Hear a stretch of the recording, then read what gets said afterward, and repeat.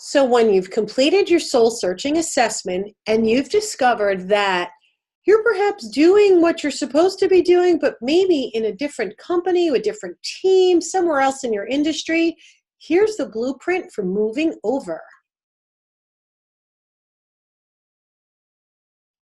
We've given you tips so that you can learn from someone else's rear view mirror. It's so much faster than trying to do everything yourself the hard way.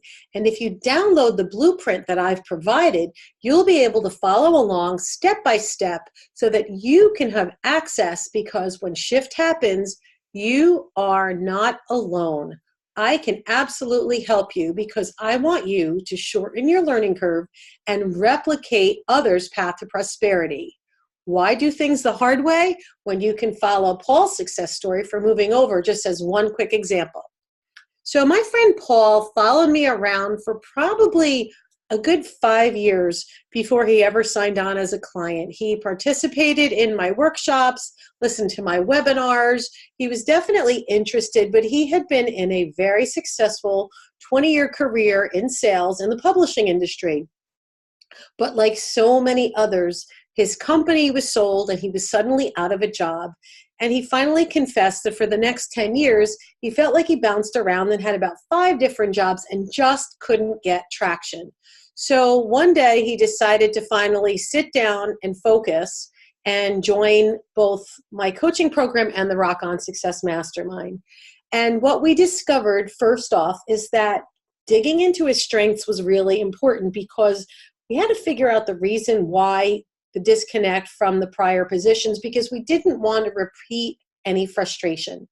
So we did a strength assessment. We got crystal clear on his sweet spot and his blind spots and explored industries.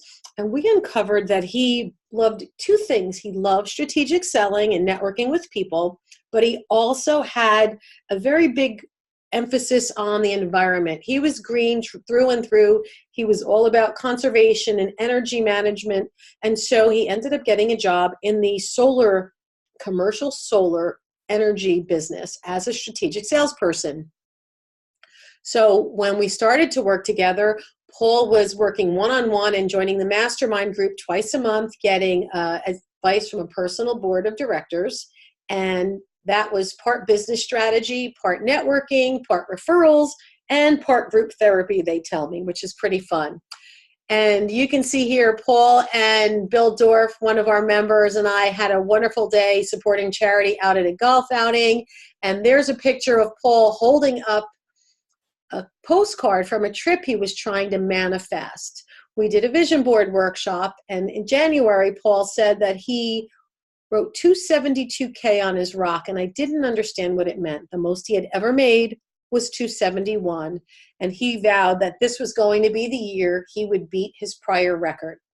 So in strategy, in honing in on his skills, in getting him better organized with his time, and getting him more comfortable about his industry, Paul finally got a referral from inside our group and landed a $3.6 million sale, which meant he was making bundles of commission enough to pay for his daughter's wedding, to take that dream trip, and to buy his family a new house. So talk about collaboration at its finest.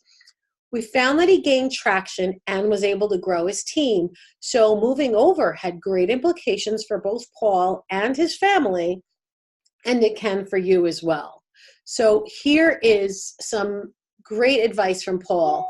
For example, nothing really beats the hidden job market when it comes to making shifts happen. And sometimes real opportunities come from who you know, not only what you know. In fact, most of the time, that's how it works. So you really need to nurture strong personal connections and influencers because that is where real magic happens. So Paul is sharing some secrets to success to rock the moving over process. There's 4 tips. The first is about identifying your influencer dream team. So you've heard of the Dream 100 perhaps, where I want you to go out and meet 100 people who can help you. But I challenge you to think smarter. Don't just think about life in terms of what I call onesie-twosies. Think about your network in terms of influencers. Who are leaders in their industry? Who knew lots and lots of people? people who can become advocates and fans or clients, but also refer you to lots of people. And don't forget, it's not just about you, my selling quote unquote to you, but it's always about who you know. So the influencer dream team is a huge, huge and important part of paying attention and having a game plan. How about growing an industry-wide reputation? So I also got a lot of these tips from Anne, who's another client who worked in a big corporate role and knew that she was good at what she did, but it was time to move over. So she ended up speaking at industry and community regional conferences. She wanted to stay geographically close by within 30 minutes of her current role to be near her family. And so she presented at local conferences and industry conferences. She said subscribing to industry publications absolutely helped, because then she could also turn around and share those value nuggets with her friends and colleagues and prospects.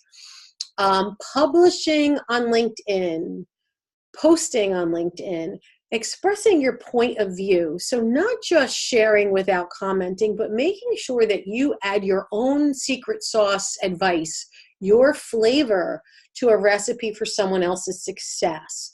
And you can share in social media groups, on LinkedIn, in your industry, at conferences, and beyond. So I know Anne went from a base of 130 to a base of 250K, and they actually created a role for her that did not exist. They were so convinced that she had the right stature in the industry and the right mental capacity and the right leadership skills that they brought her on and created a role around her skill set. So she got to actually craft her dream job in another company, which is pretty awesome. Both of them shared number 3, which is a targeting networking strategy. So again, one of the things I don't want you to do is run around like a chicken with your head cut off. And networking has to work for introverts as well as extroverts. Not everybody is happy like I am walking into a room, whether it's 2 or 5 or 500 people, and making it successful. So here's a few tips. I want you to bucket your time by geography. So understand clearly over the course of a year what kinds of groups have the most people that can make the most impact. Because networking is an investment of time and money. It's time out of the office. It's the fees you pay to be there. It's the opportunity loss for where else you could be. So definitely pay close attention to where and how you spend your networking time and your networking dollars.